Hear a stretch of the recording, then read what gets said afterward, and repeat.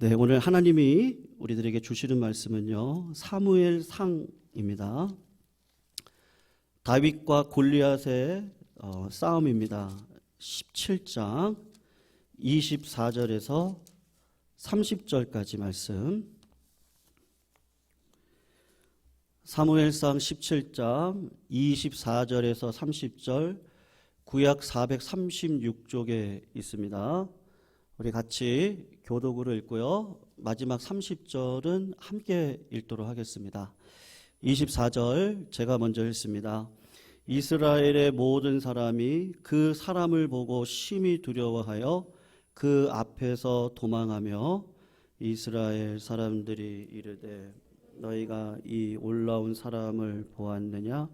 참으로 모욕하러 왔도다. 제물로 부하게 하고 그의 딸을 그 아버지의 집을 이스라엘 중에서 세금을 면제하여 다윗이 곁에 서 있는 사람들에게 말하여 이르되 이 블레셋 사람을 죽여 이스라엘의 치욕을 제거하는 사람에게는 어떠한 대우를 하겠느냐?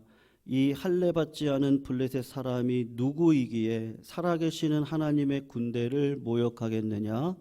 백성이 전과 같이 말하여 이르되 그를 죽이는 사람에게는 이러이러하게 하시리라 하니라. 큰형 엘리압이 다윗이 사람들에게 하는 말을 들은지라 그가 다윗에게 노를 바라여 이르되 네가 어찌하여 이리로 내려왔느냐? 들에 있는 양들을 누구에게 맡겼느냐? 나는 내 교만과 내 마음의 완악함을 아노니 내가 전쟁을 구경하러 왔도다. 다윗이 이르되 무엇을 하였나이까? 어찌 이유가 없으리까? 같이 읽습니다. 돌아서서 다른 사람들을 향하여 전과 같이 말하며 백성이 전과 같이 대답하니라. 아멘. 여러분, 다윗이 이제 골리앗과 싸우게 되어지는데요. 골리앗이라고 할 때 골리앗은 하나님을 대적하는 세력의 세상의 강력한 세력들이다라고 보시면 좋을 것 같습니다. 그래서 골리앗 같은 존재들이 교회를 대적하기도 하고 믿음으로 살아가는 나를 위협하기도 하는 존재입니다. 여러분, 오늘 골리앗이 이스라엘과 이스라엘이 섬기는 하나님을 조롱하면서 이스라엘 백성들 앞에 섰습니다. 그리고 이스라엘의 모든 군대가 나와 있습니다. 그런데 하나님께서 하나님의 이름을 모욕하는 골리앗을 아무도 처단하려고 하는 사람이 아무도 없습니다. 말씀 하나를 우리 같이 한번 읽어볼 건데요. 레위기 24장 15절에서 16절 말씀입니다. 우리 PPT에 나올 건데요. 하나님께서 하나님의 이름을 망령되이 일컫는 자를 어떻게 행할지에 대해서 주님께서 우리들에게 주신 말씀인데 우리 같이 한번 읽어보겠습니다. 시작. 너는 이스라엘 자손에게 말하여 이르라. 누구든지 그의 하나님을 저주하면 죄를 담당할 것이요 여호와의 이름을 모독하면 그를 반드시 죽일지니 온 회중이 돌로 그를 칠 것이니라. 거류민이든지 본토인이든지 여호와의 이름을 모독하면 그를 죽일지니라. 아멘. 하나님께서 이스라엘 백성들에게 하신 말씀인데 하나님을 저주하는 사람이 나왔을 때에 하나님을 저주하고 하나님을 모욕하는 사람을 용납하지 아니하십니다. 혹시 구약 교회 안에 하나님을 모독하는 자가 있으면 그 사람을 살려두면 안 된다.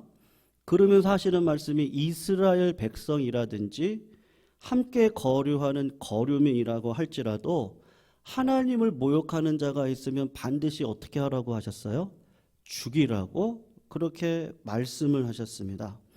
하나님을 저주하고 모독하는 골리앗이 이스라엘 앞에 등장을 했습니다.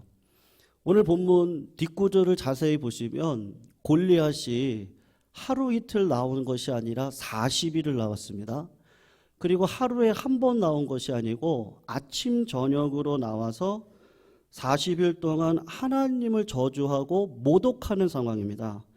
이때 이스라엘 백성들이 레위기의 말씀으로 평소 내 삶을 말씀의 칼로 무장을 했으면 골리앗과 싸워서 그의 목을 치는 것이 마땅할 것입니다. 그런데 모든 이스라엘 백성들이 했던 장면이 등장을 하는데 오늘 본문 24절을 성도님들 한번 보세요. 이렇게 이야기를 합니다. 이스라엘 모든 사람이 그 사람을 보고 어떻게 한다 그러죠? 심히 두려워하고요. 그리고 어떻게 합니까? 그 앞에서 도망을 하였습니다. 하나님의 말씀은 하나님을 저주하고 모욕하는 자를 보면 그 하나님의 거룩한 분노를 가지고 우리 주님이 이 땅에 오셔서 성전에서 장사하는 사람들을 보고 노끈으로 채찍을 만들어서 그들의 상을 뒤엎고 채찍으로 때렸듯이 그런 거룩한 분노를 가지고 골리앗을 처단을 해야 되는데 한 사람도 분노하는 용사가 없습니다. 사울 왕을 비롯해서 모든 사람들이 골리앗 앞에 섰을 때 하나님께서 주신 그 말씀이 심령 가운데 살아있는 사람은 한 사람도 없었습니다.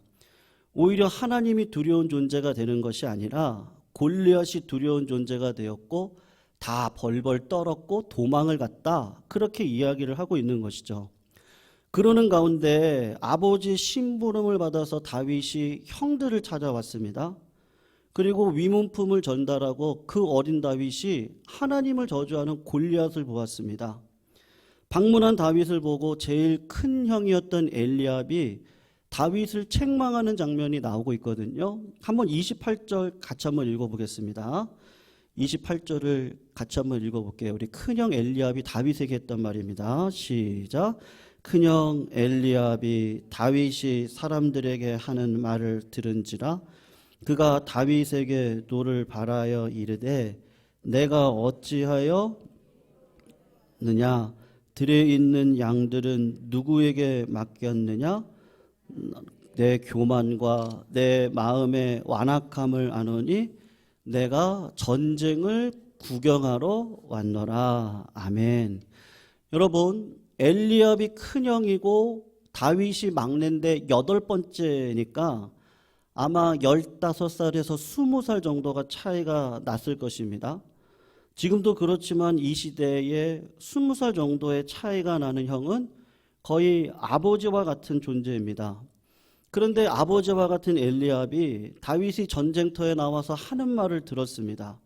그리고 그 말을 듣고 이 형이 다윗에게 첫 번째로 했던 말이 뭐냐 하면 야, 네가 정말로 교만하구나. 너 정말로 악하구나. 큰형이 막내인 다윗을 향해서 분노를 했습니다. 도대체 무슨 이유 때문에 동생을 이렇게 저주를 하고 분노를 했을까? 다윗이 와서 군인들과 한 이야기가 있는데 오늘 본문을 자세히 보시면 다윗이 병사들과 나눈 이야기는요, 사울 왕이 약속한 상급에 대한 이야기였습니다. 다윗이 와서 보니까 골리앗은 떠들고 있고 이스라엘 백성들은 다 두려워하고 있습니다. 그러면서 병사들이 처음 찾아온 다윗에게 사울 왕이 주려고 했던 상급에 대해서 이야기를 하는데 저 골리앗을 이기는 사람이 있다면 상금을 주기도 하고 자기 딸을 주어서 사위로 삼기로 했고 그리고 골리앗을 죽이면 그 사람뿐만 아니라 그 사람 가운데 속해 있는 가족들에게 세금을 영원토록 면제해 주기로 했다고 다윗에게 이야기를 했습니다. 지금 다윗은 그 병사들하고 이야기를 들으면서 그것을 재차 확인을 하고 있습니다. 정말로 골리앗을 죽이면 임금님이 상금을 준다고 하는데 확실합니까? 저 골리앗을 죽이면 임금님의 딸과 결혼을 해서 사위가 될 수 있습니까?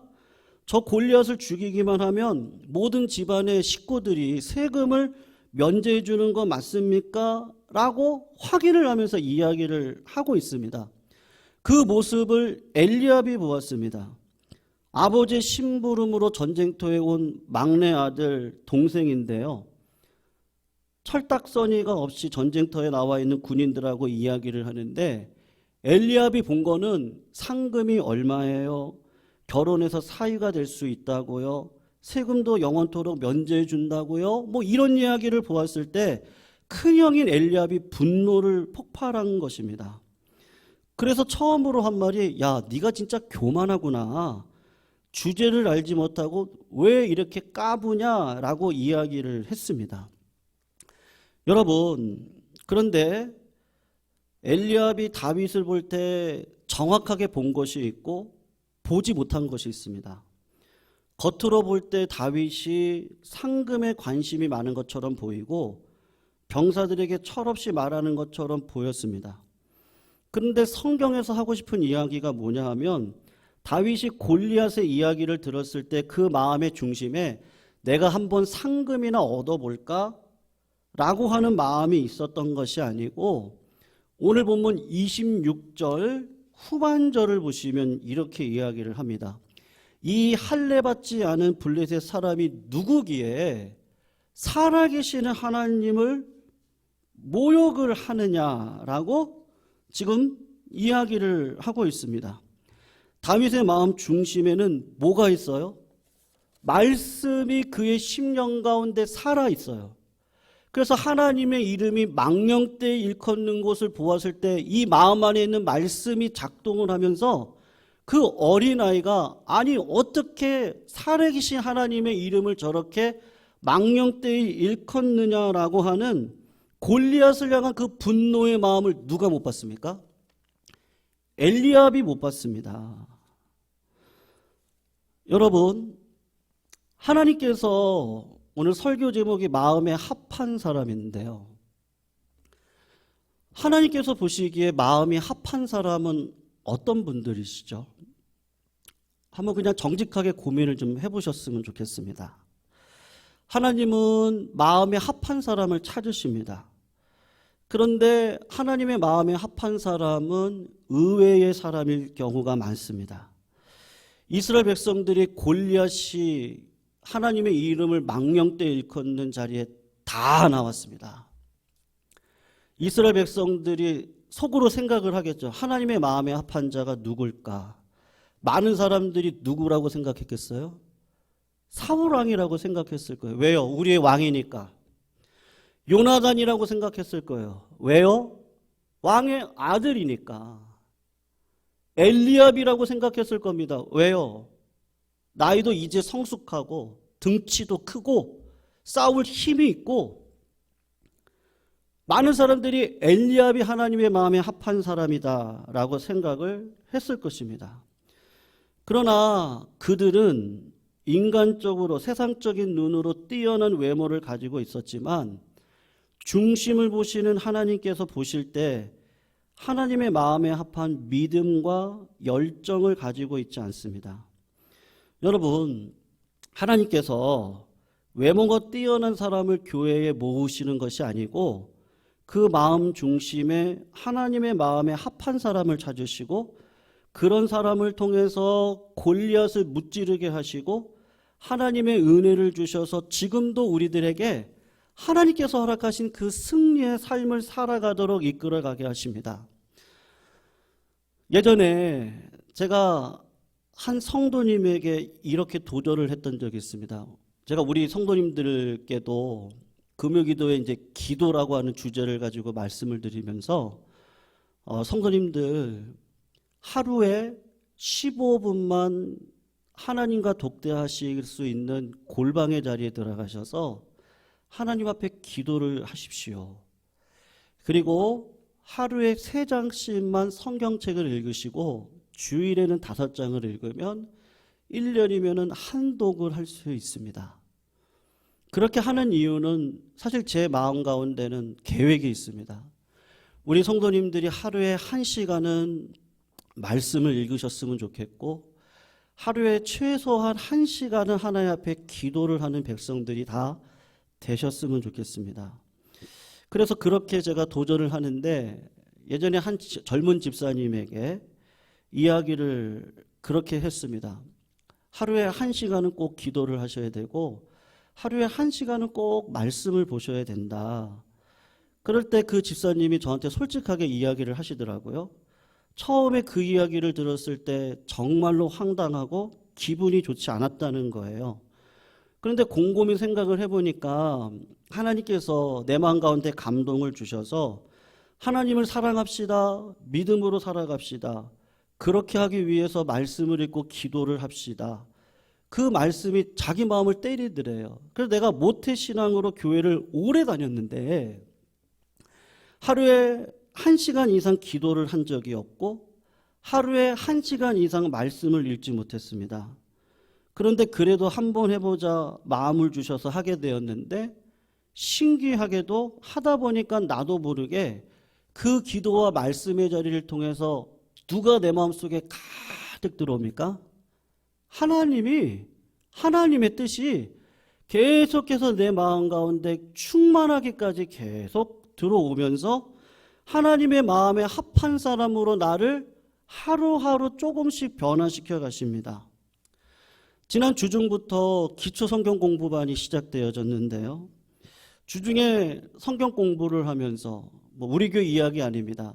제가 있었던 교회 젊은 집사님한테 젊은 진짜 30대 중반의 집사인데 내가 보니까 교회의 직분자고 교회에서 많은 일들을 하고 그러니까 성경 공부의 자리 나와서 함께 하나님의 말씀을 배우면서 그 뜻을 알아가는 자리에 같이 하면 좋겠다 문자를 보냈습니다.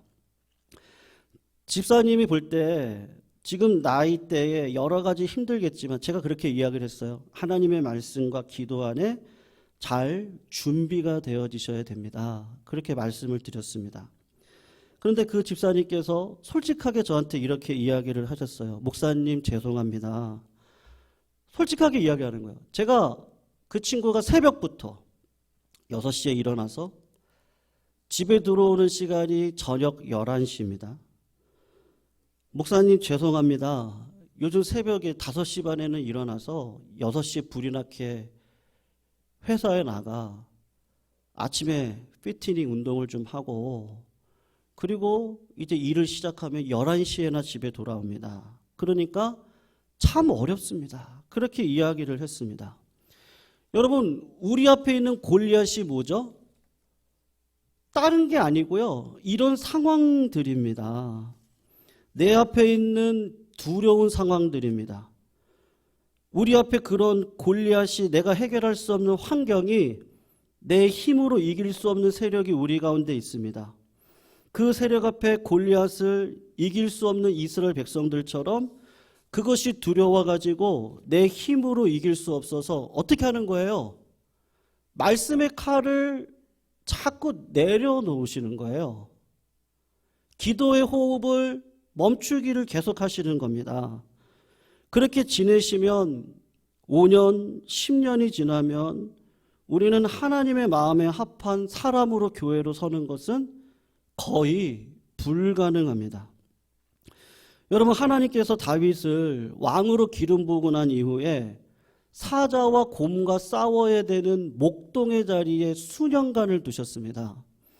여러분, 목동은 아침 새벽같이 일어나서 양들을 돌볼 뿐만 아니라 뜨거운 낮에도 양들을 돌봐야 되고 밤 늦은 시간에도 잠을 잘 수 없습니다. 왜냐하면 늑대들이 오고 곰이 오니까 목자가 지켜내야 됩니다. 그런 3D 업종 가운데 하나님, 내가 내 힘으로 이 양을 목양할 수 없습니다.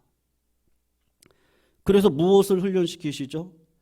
내가 이 사자와 곰을 내 능력으로 이길 수 없습니다. 그런 상황에 몰아넣게 하시고 다윗이 어릴 적부터 꼭 붙들고 있었던 것은 말씀의 칼이었습니다. 기도의 호흡을 멈추지 않았습니다. 하나님 앞에 은혜를 구했습니다. 하나님, 내 힘으로 이 일을 감당할 수 없습니다. 사자와 곰을 믿음으로 하나님이 주신 능력으로 돌멩이로 쳐서 이기는 것들을 경험하면서 말씀과 기도를 통해 살아계신 하나님을 이렇게 은혜롭게 경험하는구나 라는 것을 알게 하십니다. 그래서 나와 함께 하시는 하나님의 은혜로 이기고 승리했다. 그것을 가르쳐 주십니다.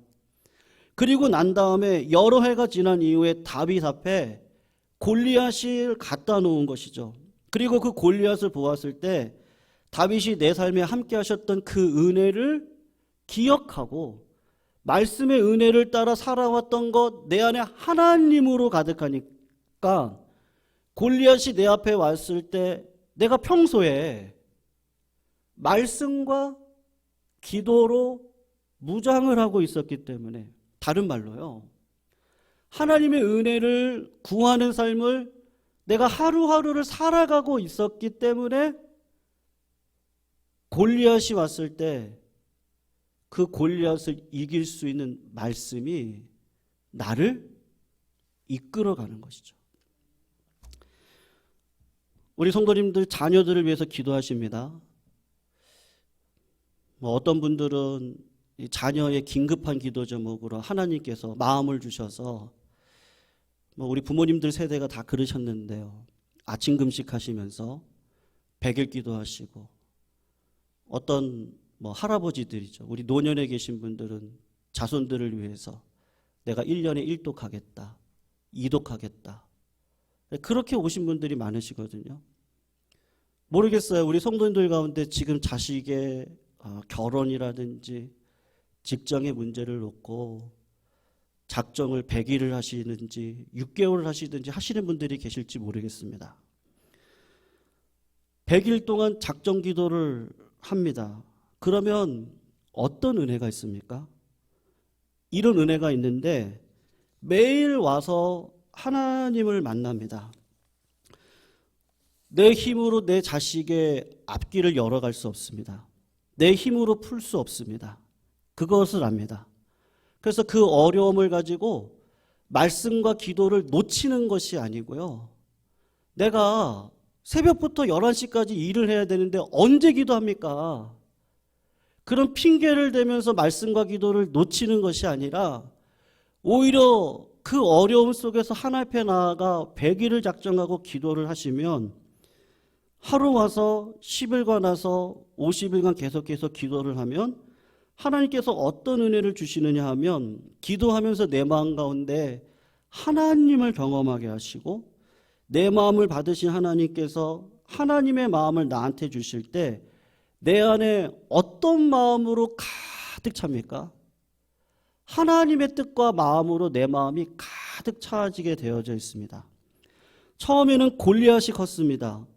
그 골리앗을 하나님 앞에 계속 갖다 놓으면 놓을수록 골리앗이 큰 게 아니고 나와 함께 하시는 하나님이 크시다는 것을 깨닫게 하시는데, 그것이 기도의 은혜입니다.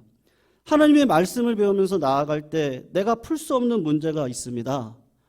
그런데 그럴 때 말씀과 기도를 멈추는 게 아니고 말씀을 붙들고 나아가면 하나님께서 나에게 이런 약속을 주시고 이런 상황 가운데 이렇게 나아갈 길을 열어주시는구나, 그래서 피할 길을 주시든지, 아니면 내가 감당할 수 있으면 하늘의 지혜를 주시고 동역자를 주셔서 그 길을 풀어가게 하시든지, 하나님의 말씀을 살아서 역사해서 내 마음과 관절과 골수를 찔러 마음의 변화를 주시는데, 마음의 변화가 뭐예요? 하나님의 마음이 내 마음으로 들어와 말씀이 흥황하도록 나를 이끌어 가시는, 그 날마다 말씀과 기도를 놓치지 않고 살아가는 그 삶에 있는 것이죠. 여러분, 이 세상에 어려움이 없었던 적이 있습니까? 한번 생각해 보십시오. 금요일 날도 잠깐 말씀드렸는데 아담, 여러분 모세를 한번 생각해 보세요.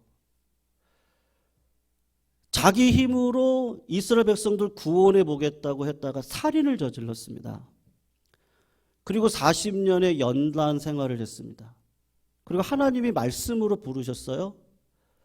그러면요, 뭔가 스펙터클하고 진짜 뭔가 기쁜 일이 있어야 될 것 같은데, 모세가 40년 동안 했던 일은 무엇이죠?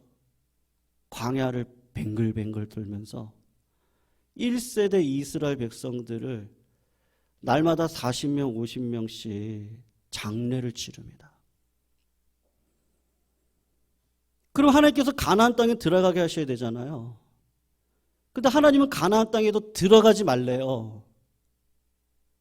근데 모세는 어떻게 하죠? 그 말씀에 끝까지 순종합니다. 모세의 삶에 얼마나 내 삶이 무의미한 것 같으면 시편 90편에 천년이 죽게는 하루와 같습니다. 인생에 얼마나 고민이 많았으면요. 인생이 70이고 강건하면 80인데 인생은 들에 풀에 꽃과 같고 저는 모세가 광야에 있으면서 하나님 언제까지입니까? 라고 기도하는 현실 속에서 늘 하나님을 바라본 거죠. 그러니까 내 뜻과 다른 하나님 가나안 땅으로 보내시겠다고 저를 리더 삼아 주셨는데 여기까지라고요? 평소에 하나님을 향한 하나님의 때를 향한 시간을 향한 고난을 향한 어려움을 향한 그것을 늘 하나님 앞에 나아가지 않았다면요. 하나님이 어떻게 그러실 수 있습니까? 그러고 저는 꼭 가나안 땅 갈 거예요. 그렇게 얘기했을 거예요. 근데 모세는 늘 하나님의 음성을 따라 하나님께서 원하시는 그 뜻을 이 땅 가운데 이루기 위해서 하루하루를 구름 기둥에 올라가서 가라고 하면 가고 쉬라고 하면 쉬고 물을 내라고 하면 내고 가나안 땅에 들어가지 말라면 들어가지 말고 그의 심령 가운데 있었던 건 뭐죠? 하나님의 말씀이었습니다. 우리가 세월을 걸어가실 때 맨날 좋은 일만 있을 수 없어요. 늘 어려움이 있습니다. 그럴 때 말씀과 기도의 자리에서 모세처럼 세월을 지나가셔야 됩니다. 내 앞에 당면한 문제가 두렵습니다. 무섭습니다. 성경 읽을 시간도 없고 기도할 시간도 없고 지금은 어쩔 수 없어요. 그 두렵고 힘든 상황 가운데 그렇게요. 문제는 뭐냐면 그렇게 5년, 10년, 20년 그렇게 살아가시다 보면 내 마음에 누가 주인이죠? 내가 주인이죠. 서둘 객관적으로 생각해 보십시오. 내가 말씀을 따라 오늘 하루를 살아가지 않는데요. 기도에 호흡을 하지 않는데 말씀과 기도를 통해 하나님의 마음을 내가 깨달을 수 있고 그 깨달은 마음을 가지고 그렇잖아요. 부모님과 대화를 해보고 부모님의 뜻이 나에게 전달되어지고 그 부모님의 뜻을 따라 내가 살아가려고 하는 게 자식의 도리이듯이 하나님과 대화를 해보고 하나님은 영이시니까 안 보이시는데 말씀과 기도를 통해서 저희들에게 말씀하시는데 그것을 1년, 2년, 10년, 20년을 끊고 살아가신다고 생각을 해보십시오. 부모의 마음을 알 수 있는 분이 계실까요? 저는 절대 아니라고 생각합니다. 교회가 세상을 이길 수 있는 것은요. 교회가 골리앗과 같은 사람들을 이길 수 있는 것은 나와 함께 하시는 하나님의 은혜와 능력 안에 있을 때인데 그 하나님의 은혜와 능력의 도우심을 구할 수 있는 방법은 뭐밖에 없습니까? 말씀과 기도밖에 없습니다. 우리 한국 교회가 세상을 향해서 교회의 거룩함, 교회의 영광을 드러낸 때가 있었습니다. 일제시대 때도 있었고요. 6.25 전쟁이 끝날 당시에도 있었습니다. 그 당시에 한국교회를 쓰셨던 믿음의 우리 부모님들을 한번 보십시오. 중산층이 많았습니까? 부유한 사람이 많았습니까? 사회적으로 유력한 사람들이 많았습니까? 교회가 교회의 영광을 세상에 확실하게 보여줄 때는 여러분 우리 부모님들의 세대가 어떠셨죠? 정말 무식할 정도로요. 하나님이 하신다고요. 하나님이 어떻게 보면 무식할 정도로 내 병도 고치신다. 내 자식도 살리신다. 우리 가정도 고치신다. 저 세상 고랑택에 빠져서 살아가는 저 사람도 하나님은 고치신다. 여러분, 선교사들이 우리나라에 찾아왔을 때 우리 이 한국 백성들에게 별명을 지어줬는데 바이블 러버. 수리에 떨어져 있는 교회를 토요일 저녁에 교회를 찾아가서 기도를 하고 주일을 준비하고 말씀을 읽고, 주일 11시 예배 전에 10시에 성경 공부를 했습니다. 성경 공부를 하고 늦은 저녁까지도 주님을 찬양하고 싶다고 주일 저녁 예배가 있었고, 부흥회가 있다고 하면요, 저 중학교 때까지도 그랬던 것 같아요. 쌀가마니를 이렇게 들고요, 그 다음에 그 음식을 만들 수 있는 도구를 가지고 기도원에 올라갔었습니다. 거기서 밥을 지어 먹으면서 말씀을 듣고 기도를 하고. 여러분, 교회가 세상에 확실한 영광을 보여줄 때는, 교회는 하나님의 말씀에 귀를 기울이고 밤낮으로 부르짖고 기도하는 교인들이 있을 때 하나님께서는 그 교회를 축복해 주셨습니다. 성도님들, 내일부터 이제 고난주간 특별 새벽 기도회가 시작이 되어집니다. 하나님은 1시간만 기도하러 가셨나요? 아니면 항상 기도하러 가셨습니까? 항상 기뻐하라. 쉬지 말고 어떻게 하라고요? 기도하라. 범사에 감사하라. 내일 고난주간 특별 새벽 기도회입니다. 우리가 죽는 날까지 언제든지 하나님 앞에 나가서 기도에 힘쓰시기를 주의 이름으로 축원합니다. 아멘을 안 하시네요. 기도에 힘쓰시기를 축원합니다. 예, 기도하는 사람 앞에 누가 무릎을 꿇어요? 골리앗이 무릎을 꿇습니다. 내 힘으로 이길 수 없는 수만 가지의 상황을 기도와 말씀의 검으로 나아가는 자들에게는 하나님께서 어떤 복을 주십니까? 하나님의 마음을 알게 하세요. 자식이 정말 고마울 때가 언제죠? 내 마음 알아줄 때죠. 하나님께서 가장 마음에 합한 사람이라고 칭하는 자들이 누구겠습니까? 하나님으로 내 마음이 가득 찬 사람들. 근데 그거는요, 지름길이 없더라고요. 목사인 저도 하루에 2시간 이상 기도하려고 하는데 그거 놓치면 어느 순간 제 마음대로 목회를 하려고 하는 어리석음이 제 안에 막 요동을 치고, 그런 마귀의 유혹 가운데 빠져가고 있는 나의 연약한 모습을 보게 됩니다. 내일 고난주간 특별 새벽 기도에 우리 모든 성도님들께서 같이 다 참여하셨어요. 이 특별 새벽 기도회가 나의 기도의 습관을 바꾸는 자리가 되었으면 좋겠습니다. 그래서 그냥 부탁드리고 싶은 건 그거 하나예요. 성도님들, 하루에요, 그냥 15분만요 하나님과 독대하는 시간을 가지셨으면 좋겠어요.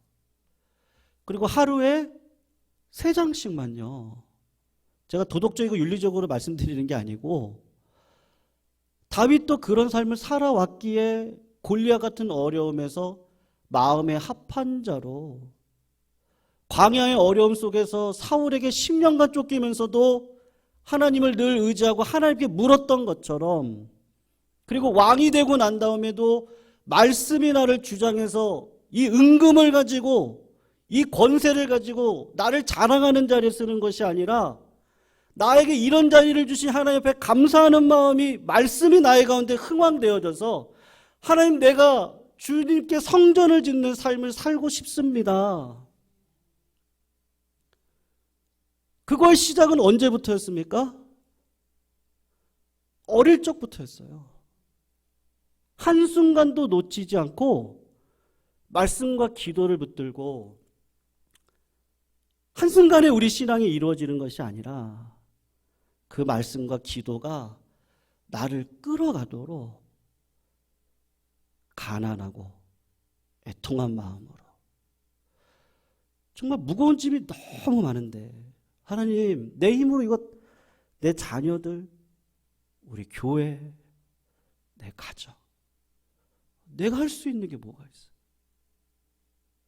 하나님 해주셔야 되는데. 주님 뭐라 그랬습니까?